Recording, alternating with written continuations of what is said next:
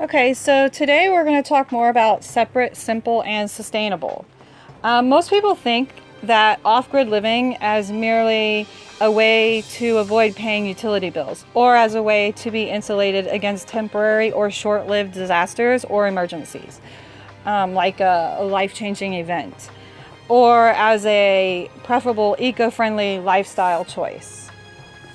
When you choose to live separately, simply, and sustainably, you are insulated as far as God wills it against disasters and systemic failures. You walk and live lightly upon the earth, improving it for our future. For example, you can determine how separated and simple and sustainable your life was by how you were affected when the Rona first hit us. Did the closing of public schools not affect you because you already homeschooled? Or did you lose your 9-to-5 job? Or were you already self-employed with multiple streams of income? Did you fear there would be no food at the grocery stores? Or do you already have a stocked pantry and a garden up and running?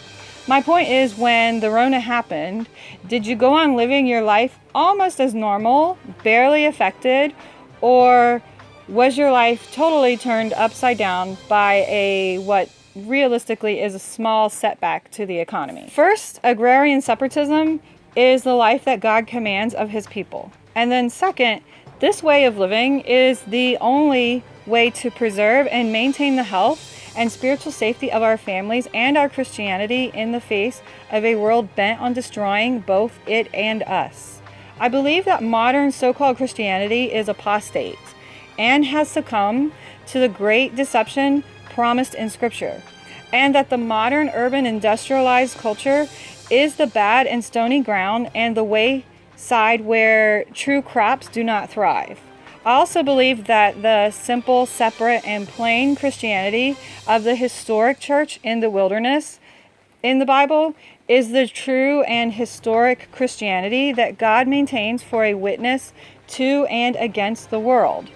Our religion and our agrarian culture and worldview are not separate. They are actually one. The focus on separation, simplicity, and sustainability means that many of the biggest features of what the world considers off-grid living are not going to be part of our long-term plans. Every single thought and idea has to be examined to see if it actually fits into how God has commanded his people to live. First, number one, does it increase or maintain your separation from the world? If it does require constant maintenance and expense, is that requirement going to increase by dependence on the world? And does any item, product, or practice require continued worldly input? And finally, do you have to work away from your land in order to support it? And then number two, is it simple? So is it less complicated and involved, less likely to break or break down and need worldly attention? How was this task done in the past? Why the change? And then finally, number three is it sustainable? How much continued cost, expense, outside material, or money will it take to maintain or continue doing things this way? Can I produce it here, or can I produce what it takes to produce it here? Can I continue to use it, do it, practice it if the world system around us collapses? I consider you to urgently think about those things, because some of the ways that homesteaders are choosing to live off-grid is not really truly off-grid as our ancestors once lived. It's just living an entirely different way. It's just living the same way that you lived while you were still in the world on the grid.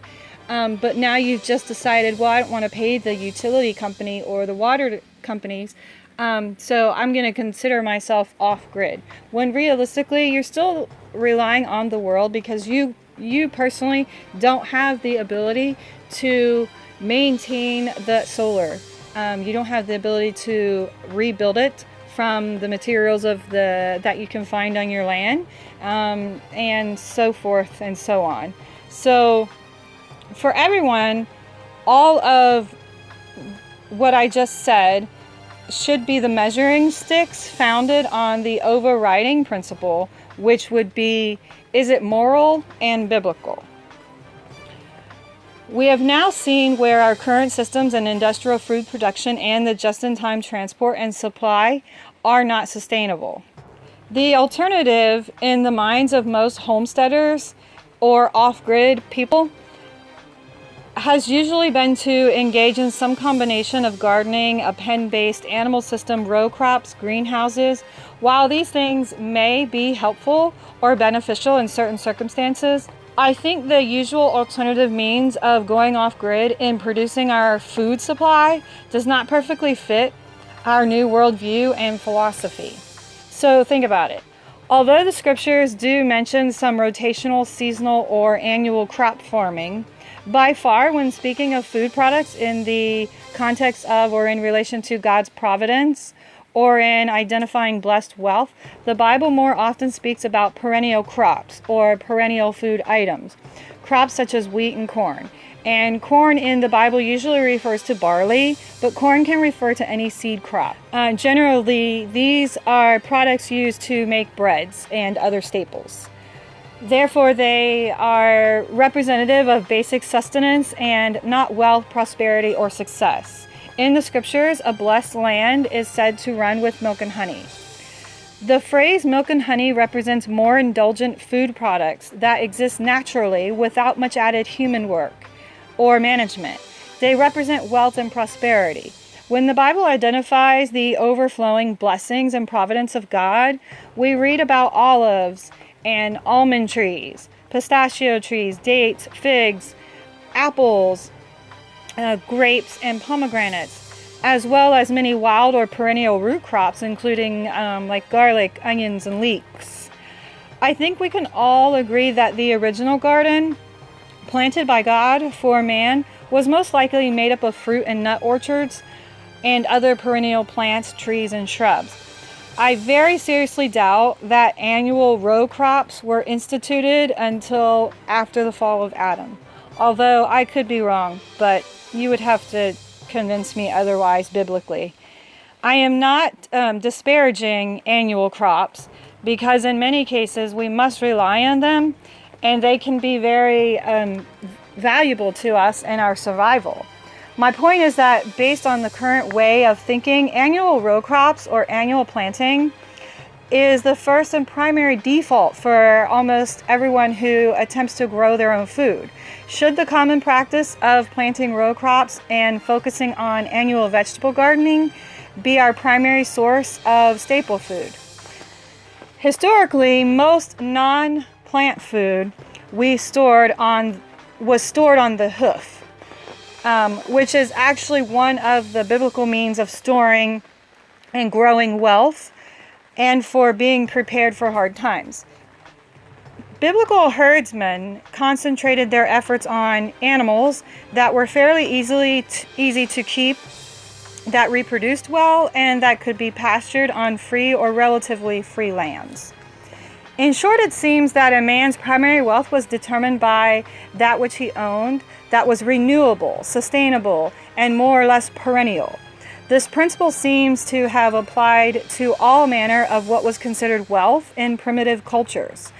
A wealthy man would have had a land running with milk and honey, vineyards and orchards, which means that he had many readily available, renewable, and sustainable food resources available to him. He would have had orchards and vineyards and cattle and root crops that come up and produce all year or every year. Those who depended on annual crops, as we see in the story of the Egyptians when Joseph and Israel first went into Egypt, were subject to drought, disease, and famine. You should think about this when you get started on your own homesteads. So although row crops and annual vegetable gardens are a good source of food for our homesteads, our thinking ought to be first more inclined towards ideas like primitive and simple versus complicated and high maintenance, perennial versus annual, and permaculture versus separate individual high-put systems. Okay, so that's it for now. Thumbs up if you want to see more videos like this. And remember, a simple life is a beautiful life.